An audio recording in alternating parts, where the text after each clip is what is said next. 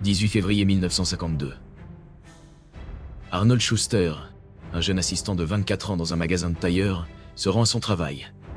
En route pour prendre le métro, il aperçoit un visage familier. Il regarde l'homme une première fois, puis une seconde, et réalise qu'il s'agit de Willie Sutton, le célèbre braqueur de banque. Après une audacieuse évasion de prison, Willie Sutton est en cavale.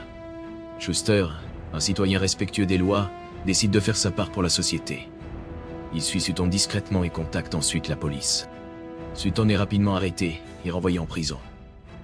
Les actions courageuses de Schuster le propulsent sur le devant de la scène médiatique. Il passe dans toutes les émissions de télévision et apparaît dans tous les journaux avec sa photo. Le pays tombe amoureux d'Arnold Schuster. Mais tout le monde ne le considère pas comme un héros. Surtout pas le patron de la mafia new-yorkaise, Albert Anastasia. Pour Anastasia, dénoncer quelqu'un à la police fait de vous un indique, et être un indique est le pire des crimes. Il voit en Schuster un traître, et cette vision le met en colère. Anastasia, connue pour être un tueur impitoyable et imprévisible, ne prend pas cette offense à la légère. Alors que Schuster profite de ses 15 minutes de gloire, Anastasia décide de le faire éliminer. Sa colère aboutit à une décision fatale, démontrant une fois de plus que défier la mafia, même indirectement, peut avoir des conséquences mortelles. Alors que Schuster, sans méfiance, rentre chez lui après le travail, il est pris en embuscade par un tireur isolé. Bam, 2 balles, une dans chaque œil, une dans l'aine. Des signes caractéristiques d'un coup de la mafia. Le bon samaritain de New York a payé le prix ultime pour avoir contrarié le patron le plus volatile de la mafia. Mais au final, ce meurtre marquera le début de la chute d'Anastasia.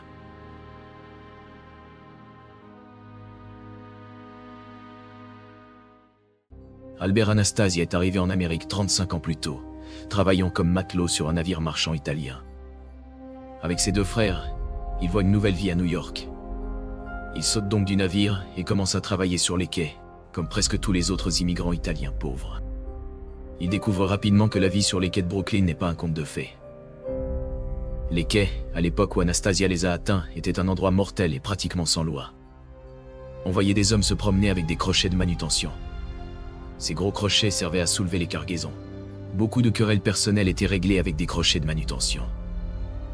Il n'était pas rare de voir des hommes avec de grandes cicatrices sur le visage, infligées par quelqu'un les ayant attaqués avec un crochet. En peu de temps, le jeune et robuste Anastasia s'impose comme une figure redoutée dans cette arène violente. Il avait des mains énormes pour sa taille, semblables à de l'acier. Si vous receviez un coup de poing de sa part, il n'était pas rare qu'il vous casse un os. Être connu comme un dur ouvre des opportunités lucratives. À 18 ans, Albert Anastasia est prêt à passer de la violence au crime.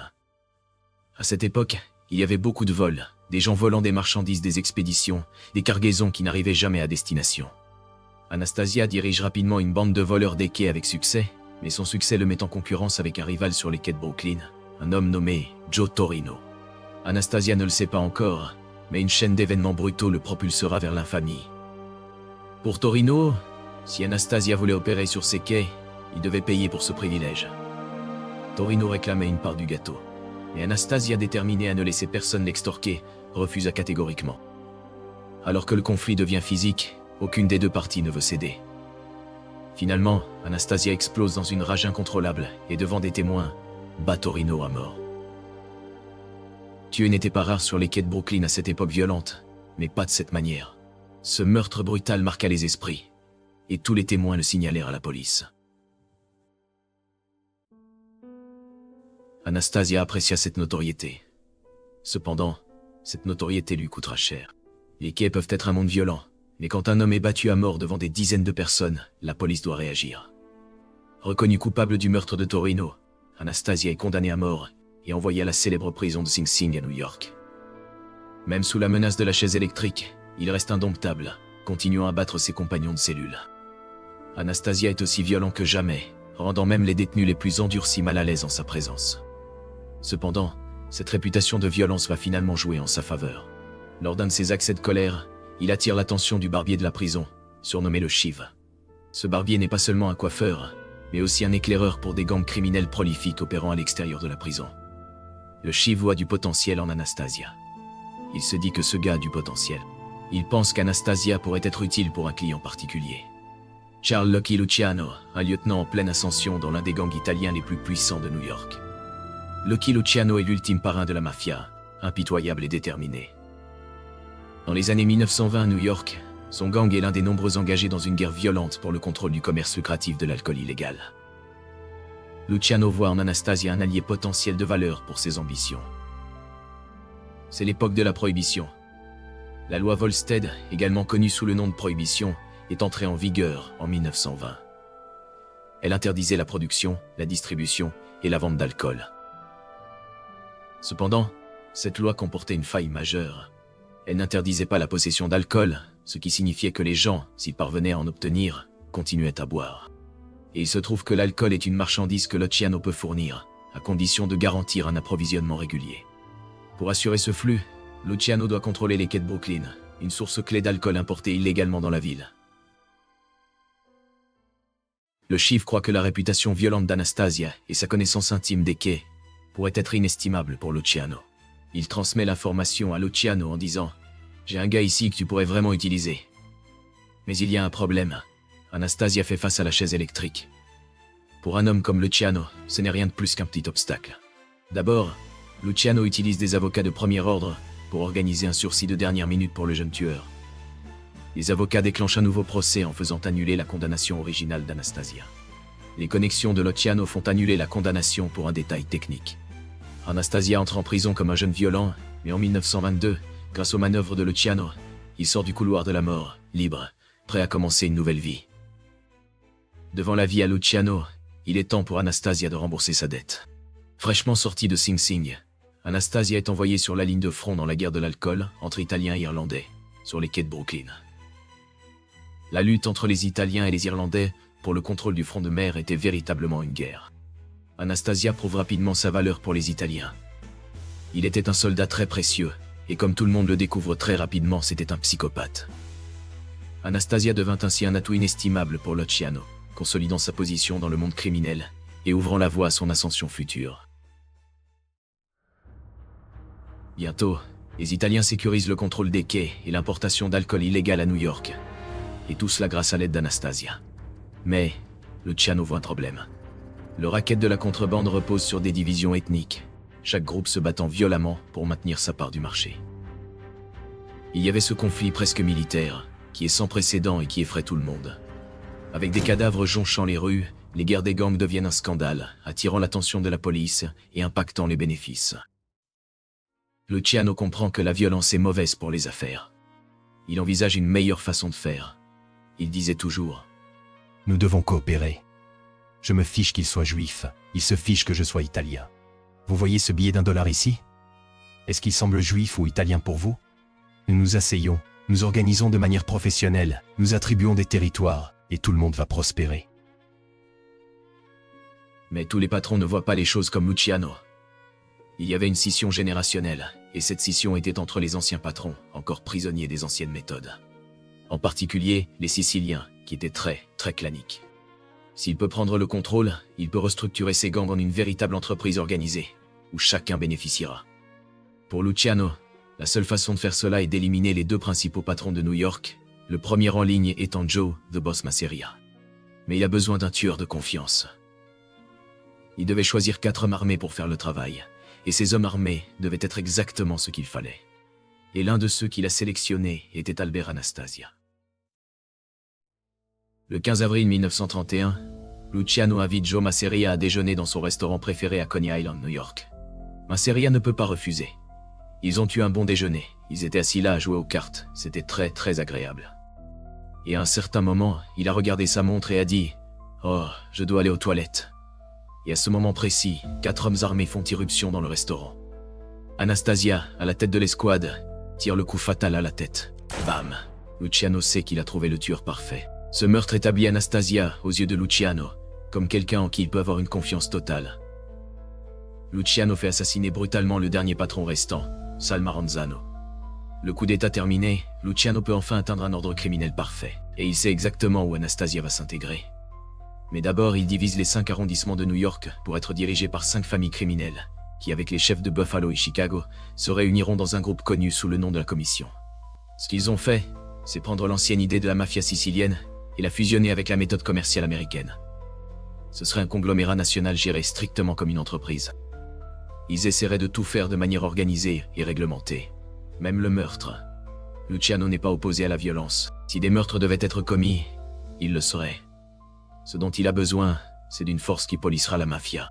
Alors Luciano crée aussi un corps qui tuera au nom de la commission. Il deviendra connu sous le nom de Murder Incorporated. Il a décidé qu'il avait besoin d'un groupe de tueurs professionnels qui pourraient exécuter les assassinats nécessaires. Et Luciano a besoin de la personne parfaite pour diriger ce groupe. Alors qui choisit-il? Nul autre que son tueur préféré, Albert Anastasia. Albert Anastasia était le modèle parfait. Au sein de la mafia, Anastasia était reconnu comme un tueur impitoyable et inflexible. Ainsi, sur ordre de la commission, tous les futurs meurtres seraient exécutés par ces tueurs professionnels. Les meurtres ne sont plus des vendettas personnelles. Ils sont une affaire. Luciano impose des règles strictes qui régissent la façon dont Anastasia et Murder Incorporated doivent opérer. L'une des règles principales, tu ne tueras pas un boss. C'est un honneur. Nous ne tuons pas de civils. Vous ne tuez pas de policiers, journalistes, juges, politiciens et procureurs en raison de la réaction intense que ces assassinats provoqueraient. Avec ces règles en tête, Anastasia est maintenant prêt à tuer quiconque Luciano lui dira de tuer. Depuis leur bureau au-dessus de la boutique de bonbons Midnight Rose à Brooklyn, la vision de coopération multinationale de Luciano commence sérieusement alors que l'Italien Anastasia travaille avec le juif Louis Lepke Buchalter pour réaliser un meurtre sanctionné. En opérant à partir de ce quartier général clandestin, Murder Incorporated s'attaque à des cibles qui menacent la stabilité et les profits de la mafia, exécutant les ordres avec une précision professionnelle. La combinaison de la brutalité et de l'organisation transforme la mafia en une entité plus cohérente et moins vulnérable aux conflits internes. Luciano et Anastasia, grâce à cette structure redoutable, instaurent une nouvelle ère de coopération et de prospérité pour le crime organisé aux États-Unis, solidifiant ainsi leur emprise sur l'empire criminel qu'ils ont bâti. Anastasia se révèle être la personne parfaite pour ce travail. Luciano donne des ordres à Albert, qui travaille ensuite main dans la main avec Lepke pour accomplir ses missions. Ensemble, ils choisissent une équipe de tueurs juifs et italiens, une combinaison mortelle et efficace. La théorie selon laquelle on utilise souvent des tueurs juifs est que si la victime était italienne, elle ne soupçonnerait pas quelqu'un qui n'avait pas l'air italien. Chez Murder Incorporated, les croyances religieuses n'ont pas d'importance. Ce qui compte, c'est la fierté, voire le plaisir de son travail. Il y avait des membres de Murder Incorporated qui étaient de véritables sadiques. Ils prenaient vraiment plaisir à torturer les gens de manière horrible. Et Anastasia exploite ces tueurs brutaux pour professionnaliser le meurtre en gros. L'idée était que ces meurtres soient commis par des personnes qui ne se connaissaient pas. Très difficile à tracer. Parfois, le corps était laissé pour ce qu'ils appellent le budget publicitaire. Quelqu'un qui avait volé de l'argent, on le trouvait avec les mains coupées. Quelqu'un qui avait trop parlé, on lui coupait la langue. Albert Anastasia gère tout, mais il n'est pas du genre à rester en retrait. Anastasia est un leader très impliqué. Il aime tuer et participer aux meurtres. On dit qu'il a personnellement participé à 60 meurtres. C'était un gars qui pouvait sortir et tuer sans aucun scrupule. Et ce marchand de la mort était un psychopathe aimant sa famille.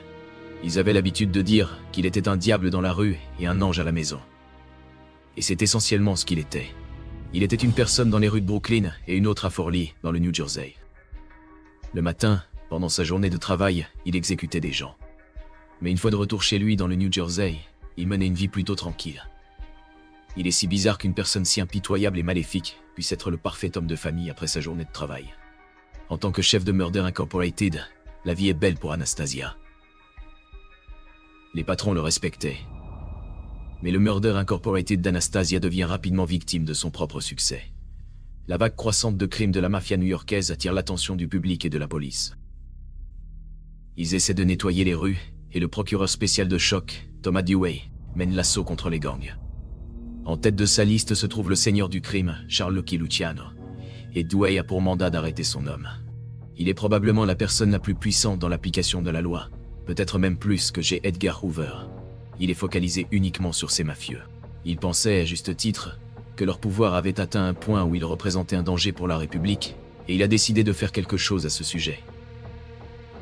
Craignant pour leurs moyens de subsistance à l'été 1935, Luciano, Anastasia et d'autres mafieux se réunissent pour discuter de la menace émergente. Anastasia a en fait commencé à élaborer un plan pour l'assassiner. Il a surveillé sa routine matinale. Cela a suscité des alarmes auprès de la commission. Il n'était pas d'accord, annulant Anastasia et lui rappelant les règles de Luciano. Contrairement à la commission, Anastasia ne voit pas le tableau d'ensemble. Si Thomas Dewey avait été assassiné, il est presque certain que les mafieux de haut niveau de New York à l'époque auraient fait face à une pression incroyablement intense de la part des autorités municipales, étatiques et fédérales. Sans savoir à quel point il était proche de la mort, Dewey et son équipe continuent de poursuivre Luciano, qui parvient à dissimuler toutes ses activités criminelles à Dewey, sauf une. Il est pris sûr de toute chose la gestion d'un réseau de prostitution. Il l'inculpe de centaines de chefs d'accusation, probablement chaque rencontre sexuelle. En juin 1936, Luciano, le génie qui a créé la mafia moderne, est condamné à un minimum de 30 ans de prison. Il a réussi à obtenir la condamnation de Luciano, ce qui était incroyable. C'était le maître criminel suprême, et d'une manière ou d'une autre, il a été arrêté. Une condamnation que beaucoup de gens considèrent comme injuste et inéquitable. Pour Anastasia, c'est un coup énorme. Si le plan de tuer Dewey avait été réalisé, son mentor ne serait pas derrière les barreaux. Les choses vont de mal en pis lorsque son ennemi Dewey décide que son ami, Lepke Buchalter, est la prochaine cible. La nouvelle se répand, Lepke apprend qu'il est le prochain sur la liste de Dewey. Ainsi, en novembre 1936, avec une accusation de meurtre contre lui, Lepke doit se cacher. Pendant de nombreuses années, Louis Buchalter, connu sous le nom de Lepke, a été le pire racketteur industriel en Amérique. Craignant pour son ami et partenaire dans le crime, Anastasia utilise le réseau de Murder Incorporated pour garder Lepke caché pendant longtemps. Certains disent qu'il est à l'étranger, qu'il est allé à Jérusalem. Une récompense de 25 000 $ sera versée au citoyen qui fournira des informations pour son arrestation. Il s'avère qu'il est à Brooklyn tout le temps. Maintenant, Anastasia, craignant que Lepke ne subisse le même sort que Luciano, prend les choses en main et entreprend de détruire le dossier de Dewey. Cette fois, il ne se retient pas. Le 4 mars 1944, Buchalter deviendra la seule figure majeure de la mafia à être exécutée sur la chaise électrique. Un fardeau qu'Anastasia portera pour le reste de sa vie. S'il s'était jamais senti coupable de quelque chose, ce serait probablement cette fois-ci. Il a dû sacrifier un ami, mais il sait qu'il n'y a pas grand-chose qu'il puisse faire à ce sujet. Le 2 février 1940, avec l'exécution de Lepke Buchalter, Albert Anastasia reste seul à la tête de Murder Incorporated. Mais il y a un nouveau problème. Un de ses meilleurs tueurs à gages, Kit Twist-Reles, fait face à de graves accusations pour un meurtre qu'il a commis en 1933.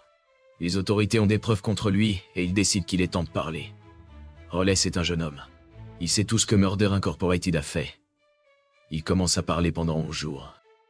Un par un, il dénonce ses anciens collègues. Il commence à livrer de nombreux gangsters. Finalement, il dévoile des informations sur l'homme qui dirige Murder Incorporated. Il se souvient de nombreux détails sur un certain Albert Anastasia. Parmi les crimes que Reles attribue à Anastasia, il y a la mort d'un responsable des docks de Brooklyn.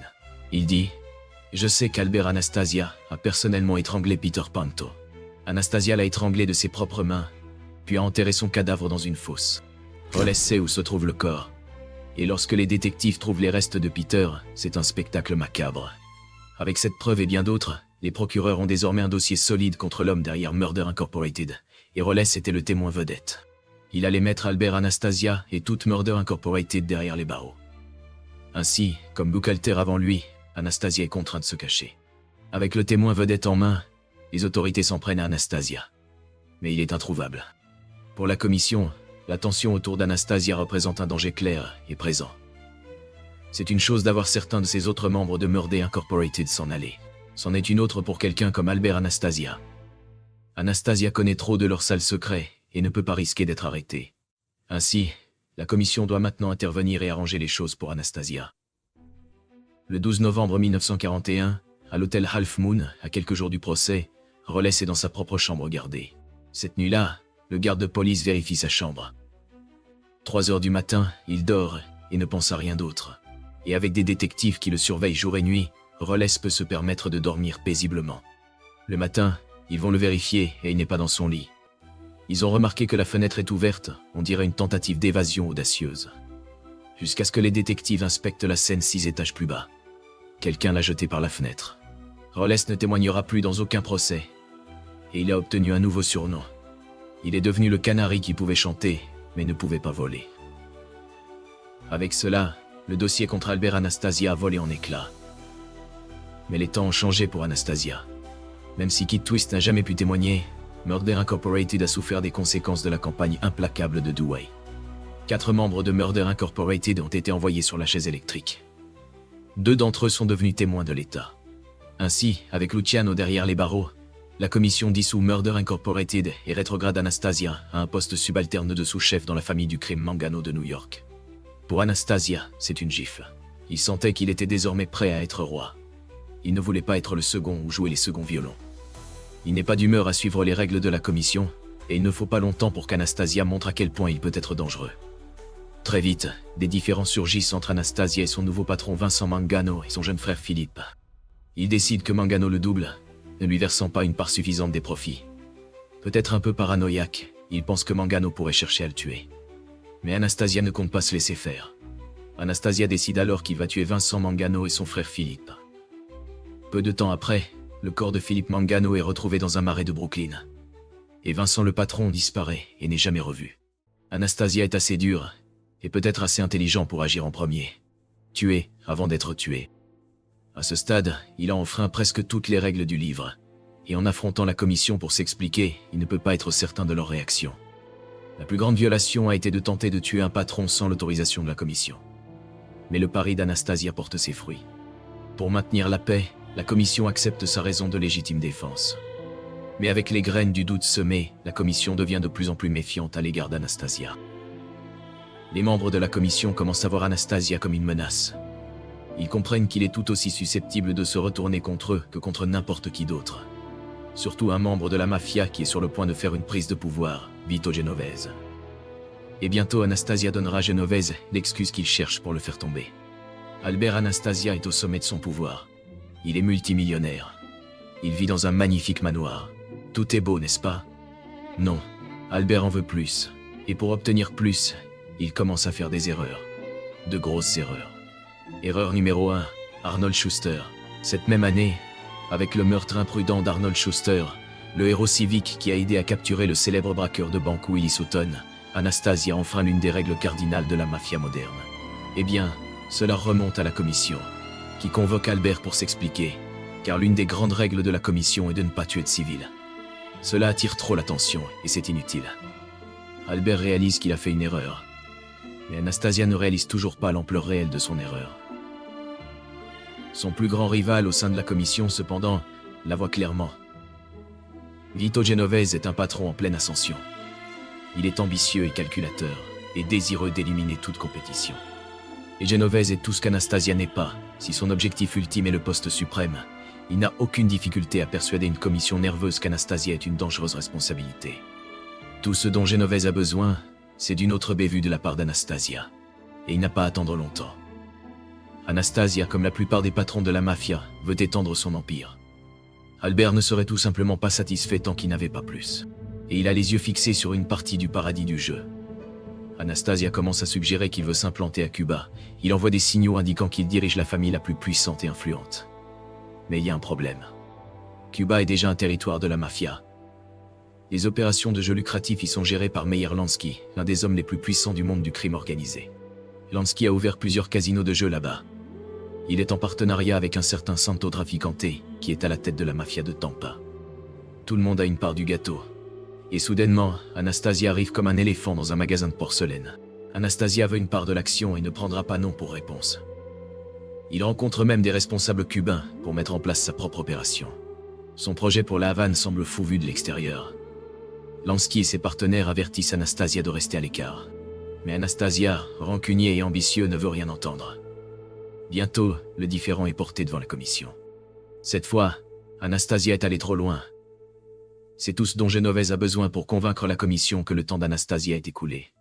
C'était suffisant pour la commission qu'ils s'unissent et mettent un contrat sur la tête d'Albert Anastasia. L'homme qui dirigeait les squads de la mort de la mafia est maintenant un homme mort en sursis. Avec le feu vert, Genovese met en branle les rouages du meurtre. C'est un coup classique, tout droit sorti des films. Le 25 octobre 1957, au salon de coiffure de Grasso à New York, Anastasia se détend pendant qu'on lui fait son rasage et sa coupe quotidienne. Il est si insouciant qu'il ne se préoccupe même pas d'avoir quelqu'un avec lui pendant qu'il est sur ce fauteuil de barbier. Soudain, 2 hommes armés font irruption et ouvrent le feu. Ils le touchent environ 5 fois, mais ce ne sont pas des tirs mortels à ce stade. Un des gangsters s'approche de lui et lui met le coup de grâce directement dans la tête. L'homme qui avait vécu par le pistolet meurt maintenant par le pistolet. En témoignage de son caractère brutal, seules quelques rares personnes assistent à ses funérailles. Cela montre vraiment où Anastasia en était vis-à-vis de ses collègues. Aucun d'eux n'a assisté aux funérailles. C'était sa femme, quelques membres de la famille, peut-être quelques associés. Mais pour un gars qui était à la tête d'une famille criminelle, il n'y avait personne. La vie d'Anastasia dans son ensemble caractérise l'évolution de la mafia. La violence d'Anastasia a défini une époque devenue notoire, célébrée dans les films et la culture populaire. Anastasia a survécu dans la nouvelle mafia de Luciano, à la tête de Murder Incorporated. Mais lorsque cette organisation cesse d'exister, il devient obsolète et rencontre une fin violente, digne du marchand de la mort de la mafia. Nous avons arrivé à la fin de cette histoire. Si vous avez apprécié la vidéo, n'oubliez pas de laisser un like et de vous abonner. Nato nelle terre siciliane, tra i vigneti e le montagne, al battesimo della notte, forza e onore senza vergogna, sotto la luna il giuramento per la famiglia, eterno tormento, Alberta Anastasia, una vita tra l'ombra e la luce,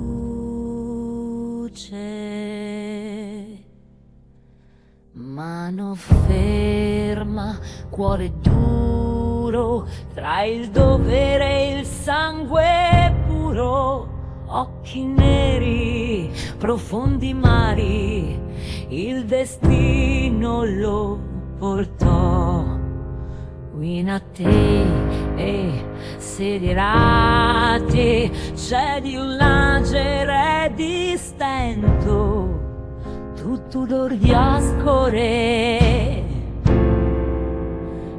una vita tra l'ombra e la luce, di so che stiede